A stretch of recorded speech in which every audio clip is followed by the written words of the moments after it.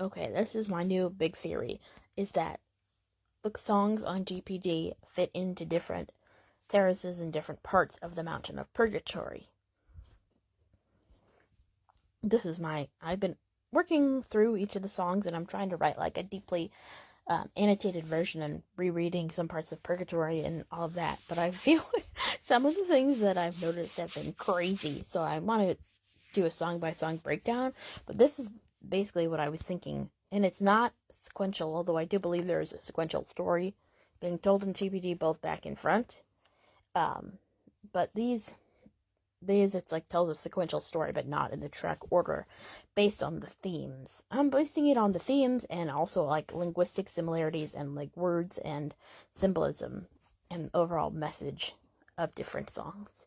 So going from the bottom, the beach, and then going up to Eden.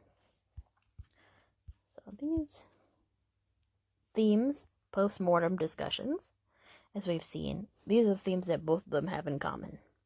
Purgatory being the second phase of the birth, death, rebirth sort of cycle of it being about sort of incorporating death, and processing time, processing death, processing what you wish you had changed.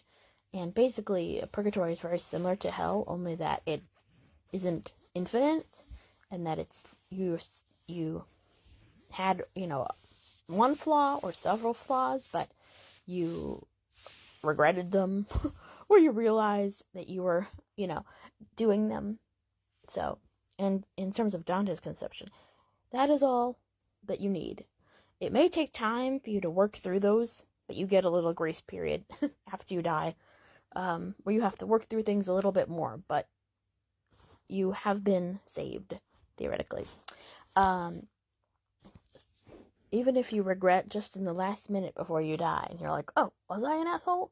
Then you get to not be tortured for eternity, so that's pretty good. You just have to do some things that are a little bit drudgerous before you can make it to heaven. So, it's a pretty good deal. So themes, there's a lot of poets. I was thinking, I don't think there's actually really any poets in heaven, in Dante's heaven. There's a troubadour, but that's kind of different. And there are some poets in hell, which are the pagan poets, like the classical poets, because technically, in Dante's conception, except for a few random, like, biblical figures, and a few random other people, most people who were born before Jesus, didn't have the chance. Just, there was a deadline. Can't get into heaven if you were born before Jesus. Seems a little bit crazy. Even Dante's like, I'm not sure this is fair, but I'm gonna say it anyway. The idea of Jesus' sacrifice creating sort of heaven, it's a whole thing.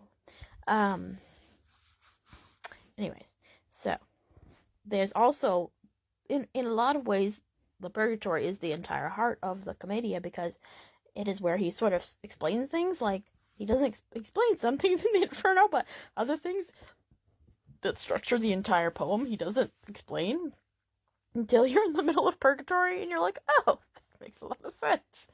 Thank you for finally giving me the framework of this entire poem. And one of his main things, which is purgatory, like 15 through 17, is it's this discourse on love. So he says, like, why he's having this, like, existential crisis about why people sin, or why is there violence, or why, all of that. And his conclusion that he sort of comes to is that all actions and thoughts are motivated by love, but it's just that the love gets a little twisted sometimes. So you can love something too much in terms of, like, gluttony. You can love something too little in terms of, like, divinity or whatever. You can, or you can love the wrong object. You can get distracted. So I think in a lot of ways that is also true of TPD. It's about loving too much, or loving too little, or loving the wrong object. And the ways that love can be distorted and sort of waylay us on the path of our life. 7 deadly sins and their remedies. So part of part of it is that there's terraces. I'll show you. It's a mountain, because technically the mountain was caused. This is funny. The mountain was caused when Lucifer fell from heaven. He created like a crater in the earth, and that crater became hell. He's at the bottom of hell. And then he sort of like all of this earth kind of got displaced by the crater that he created from the impact, and so that created this mountain. And this mountain's like in the middle of the ocean in like technically what is New Zealand, but he didn't know that there was land there. So he thought the whole southern hemisphere was just water, and there was like this one mountain. Anyway, so for a while you get to this beach, you have to climb up through the upside down version of hell to get right up, to get to the beach of purgatory, and then climb up the mountain. And there's like this sort of waiting room in the middle, and then you get to the gate of purgatory, and then you go up the terraces. So they're pride, envy, wrath, sloth, prodigality, gluttony, lust. And then when you get to the top, you reach Eden again, you reach the like innocence, and then you get to go to heaven through a beam of light. It's a circular journey.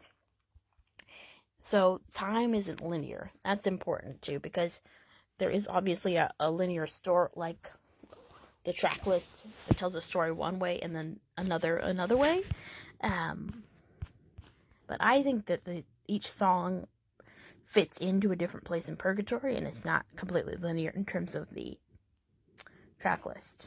So starting off with, I think it starts off with the Volter, because that, I'll go into each song. This is just an introductory thing.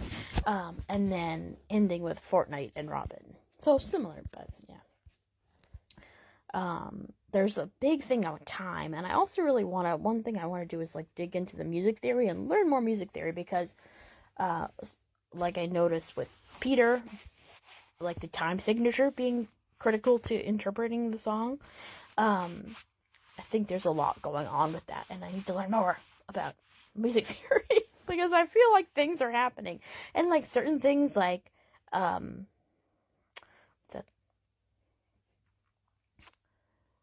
certain things where the like fresh out the slammer, the timing changes, like the rhythm completely changes, and there's a lot of interesting things going on with time. Time is torture, but time is also salvation.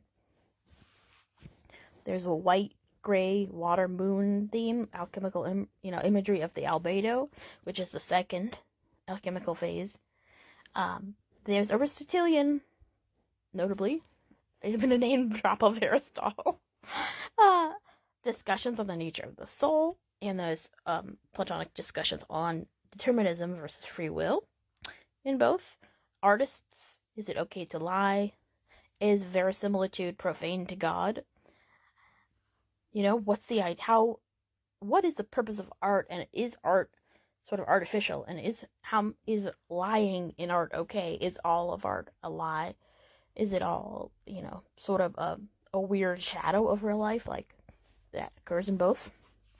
The pitfalls of fame and name, truth that has the face of a lie, fire is purgation, metatextuality, Dante, similar to her saying, "You look like Taylor Swift." There is a moment at the end of Purgatory where someone uses Dante's name for the only time in the entire poem.